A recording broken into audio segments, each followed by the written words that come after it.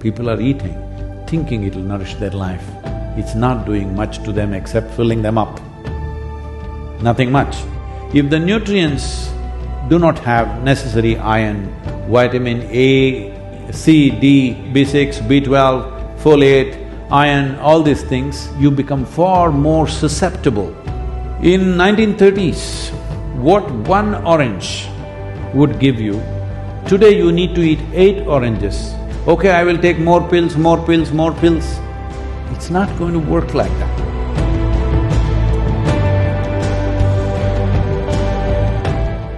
The reason why this pandemic is having the kind of toll that it's having upon us, there are medical issues, I'm not entering that.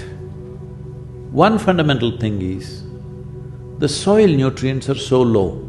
How low is it? The soil depletion, I'm only talking about United States. The soil depletion in United States has led to 21% drop in vitamin A in all the fruits, vegetables and everything else that you're eating. 30% drop in vitamin C, 37% drop in iron levels, 27% drop in calcium levels. The things that today you all think is very healthy to eat salads and stuff, from the early 20th century, what level of nutrients they had and what they have today is only 10% left, 90% lower than what it was in early 20th century. So you're largely eating water sacks without much nutrient in it. If we had that level of nutrition, our ability to… not 100%, but our ability to counter this would have been different. We would be at a different level of immunity that it wouldn't be such a scare. So many people need not die. I'm saying over 6 million people have died in the world. United States alone is nearly 900,000 now. Just United States alone is nearing 900,000 number of deaths. The nutrient studies across the world are showing the nutrient depletion in the food across the world is so significant, it's tragic that we are eating something thinking it is food that nourishes us, but actually it has nothing. The question is not even… I'm not even going to the place of fertilizers, pesticides, herbicides, I'm not even going there about… that is outright poisoning, all right? I am talking about depletion of food. That itself is tragic. People are eating, thinking it'll nourish their life. It's not doing much to them except filling them up. Nothing much. And that is one reason why we have to fear the pandemics. And I've been listening to some of the top virologists in the world, they're all saying that this may not be the end, because the very nature and structure of the corona, the fundamental corona as such, already you have seen 2-3 variants. Now we are talking about Mr. Omicron, he sounds like a guy. So, they are saying far more virulent and far more capable viruses can easily develop with a small rejig in their basic structure, and they're very much capable of doing that any moment. So that is what every government fears, that is what every scientist fears, and that should be the concern of every citizen. But in all this, soil has a significant role. Let's come to the food that we eat. If the nutrients do not have necessary iron, vitamin A, D, C, D, B6, B12, folate, iron, all these things, you become far more susceptible to any kind of respiratory infection is a well-established fact. And right now, that is a serious condition because 90% of the Americans are deficient in vitamin E. And that is why highest level of deaths in a given country for the population has happened in this country. For 350 million people, nearly 1 million people are dead. This is the highest in the world.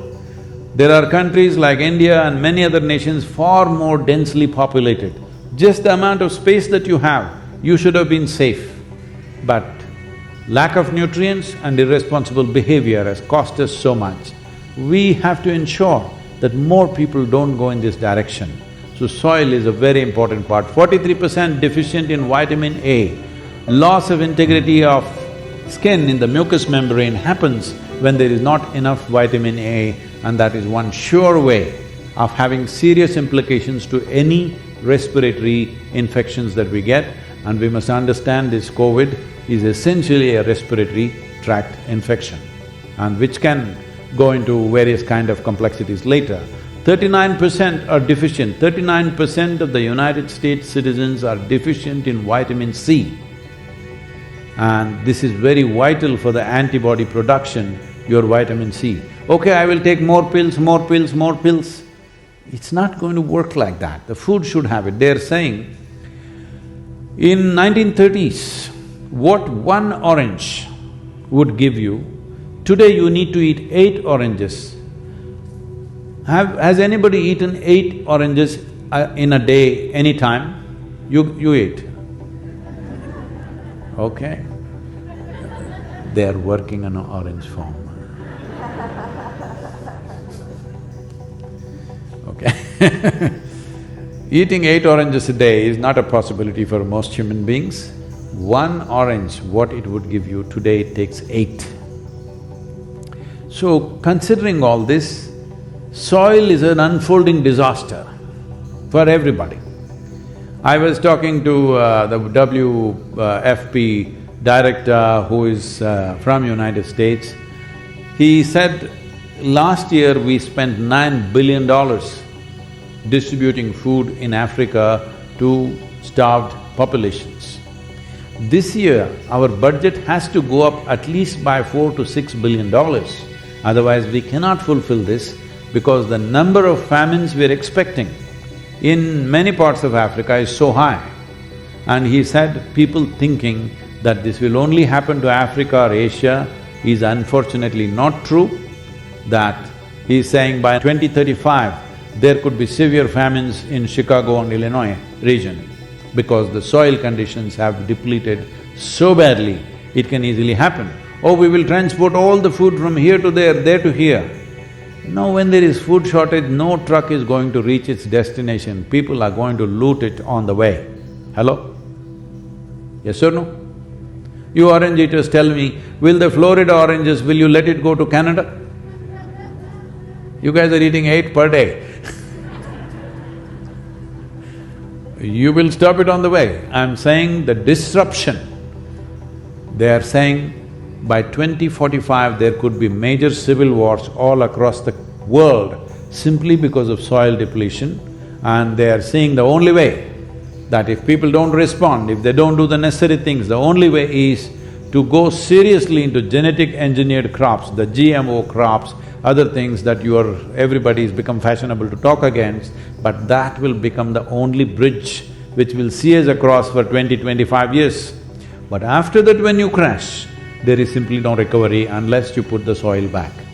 Every year, on an average, there is a loss of 27,000 species of microbes are going extinct per year. So if we let this go as it is for another 25 to 40 years, after that recovery will take anywhere between 150 to 200 years. If we act now, if we change the policies now and begin to act in the next 10 to 15 years' time, in 25 years' time we can turn this situation around. I feel this is a fundamental responsibility that we owe to ourselves and to future generations on this planet.